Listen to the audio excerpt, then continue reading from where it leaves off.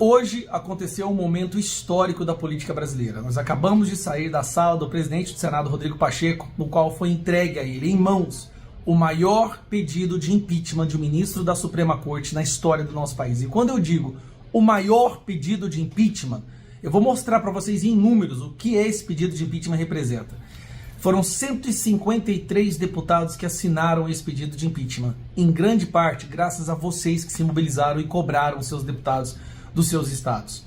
Se for somar os eleitores desses deputados, dá aproximadamente 18 milhões de pessoas. Já que eles são representantes eleitos, eles assinaram representando um total de 18 milhões de pessoas que estão pedindo o impeachment de um ministro da Suprema Corte. O ditador de toga, aquele que destrói a nossa democracia, que tenta amedrontar a população brasileira, que desrespeita a Constituição e que, mais do que o impeachment, merecia estar preso nesse momento. Nessa reunião que tivemos com o Rodrigo Pacheco, ele fez exatamente o que nós esperávamos que ele fosse fazer. Rebolou e já adiantou qual será o argumento que ele vai usar para recusar esse pedido de impeachment. Primeiro, ele disse que o pedido de impeachment ele é técnico e político, ou seja, a pressão popular, os representantes eleitos fazendo a pressão, representando os seus eleitores, tem sim uma influência nessa decisão. Mas logo depois de rebolar um pouquinho, ele já jogou ali, talvez de forma involuntária, qual argumento ele vai usar para se recusar a aceitar o pedido de impeachment. Eu já vou adiantar e vou adiantar para vocês o argumento, o contra-argumento que a gente tem. Ele disse que as decisões do Alexandre de Moraes, todas elas, foram corroboradas, foram validadas no colegiado, no plenário do STF, ou pela primeira turma, da qual ele faz parte, ou pela composição dos 11 ministros da Suprema Corte. Bom, mas qual é o problema? O argumento dele, basicamente, é que o Alexandre de Moraes não cometeu nenhum crime, já que os amigos dele, que estavam ali, votaram favoráveis às decisões do Alexandre de Moraes. Então seria como se os outros 11, os outros 10 ministros, também merecessem impeachment e também cometessem um crime. Por que esse argumento é falho? Os outros 10 ministros não votam favoráveis às decisões ilegais e criminosas do Alexandre de Moraes, não porque eles concordam com essas decisões, mas é uma tentativa de manter a blindagem da instituição.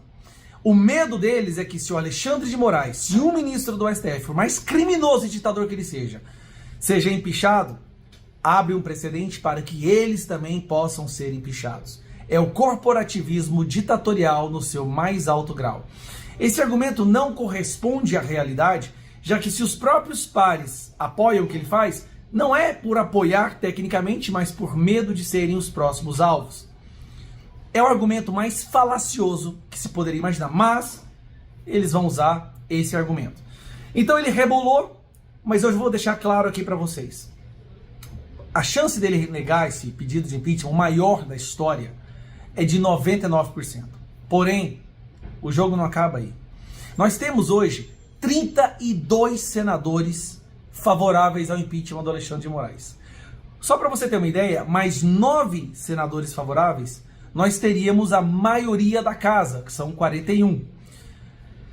A intenção é entrar com requerimento para que o pedido de impeachment seja levado ao plenário para que seja votada a sua admissibilidade. E para aprovar a admissibilidade, precisamos apenas de mais 9 votos. Eu sei que isso, se for para o plenário, se houver a votação nominal, onde o nome do senador aparecer e ficar registrado na história do nosso país, o seu posicionamento, eu tenho certeza que a admissibilidade será aprovada. E sendo aprovada, é formada uma comissão especial, no qual aí sim se dá o início ao processo de impeachment, que lá no final tem que ser votado com 2/3 da casa. A pressão popular agora nunca foi tão importante. Em nenhum outro momento em que nós nos mobilizamos nas redes sociais e nas ruas para lutar pela nossa democracia, nenhum outro momento foi tão importante quanto agora. E eu acredito que não existirá na nossa história outro momento tão importante quanto esse. Então, o site Votos Senadores, esse é o foco. Entre no site Votos Senadores e pressione os senadores do seu estado. Esse é o momento perfeito. Época de eleição. Os senadores querem fazer os seus prefeitos. Ano que vem já começa a disputa eleitoral para 2/3 da casa do Senado, e essas pessoas querem ser reeleitas. Ou elas vão se candidatar a governador, ou prefeito. O que acontece é que esses senadores que se posicionarem contra a democracia agora devem ser o alvo do povo brasileiro, para que os nomes desses abutres jamais sejam esquecidos. Então eles estão num momento, sim, de grande suscetibilidade à opinião pública, já que estarão procurando se reeleger. Em 1 ano e meio, mais ou menos, já começa a correria deles pela campanha. É agora, pessoal. Esquece o Pacheco. Não adianta fazer pressão naquele bicho preguiça, naquele bunda mole. O foco são os outros senadores.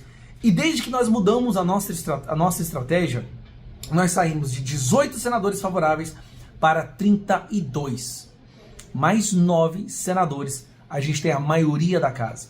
E se essa maioria decidir por obstruir o Senado, decidir por pressionar ou o Pacheco ou o próximo presidente, que pode ser Alcolumbre ou qualquer outro, eu tenho certeza que a atmosfera vai ficar muito mais propícia, muito mais favorável. Então, demos um grande passo. Foi histórico o que aconteceu hoje. A imprensa pode até tentar diminuir, mas foi histórico. São 153 deputados assinando, representando quase 18 milhões de pessoas e 32 senadores favoráveis. A ditadura do Rodrigo Pacheco e do Alexandre de Moraes vai cair. O Alexandre de Moraes vai perder, na verdade, já perdeu. A opinião pública e as últimas pesquisas mostram, ele já perdeu.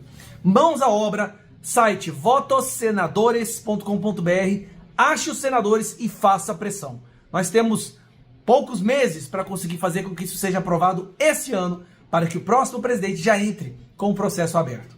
Um grande abraço, tchau.